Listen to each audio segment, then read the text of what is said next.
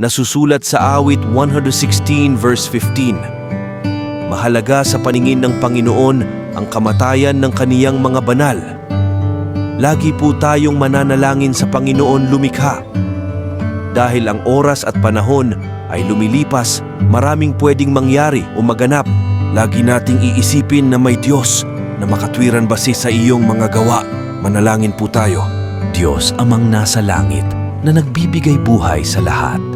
Ama namin, naway palawakin mo ang aming kaalaman sa iyong mga salita at ipahayag mo ang iyong mga plano sa aming buhay at gabayan mo kami na maging mga tanglaw sa kadiliman, mga instrumento ng iyong pag-ibig at mga tagapagbigay ng pag-asa sa mga nangangailangan.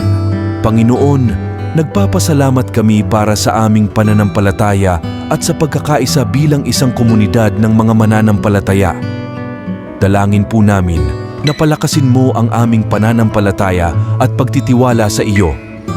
Naway ipagkaloob mo ang aming kagalingan, kalusugan, kaligtasan at kabutihan.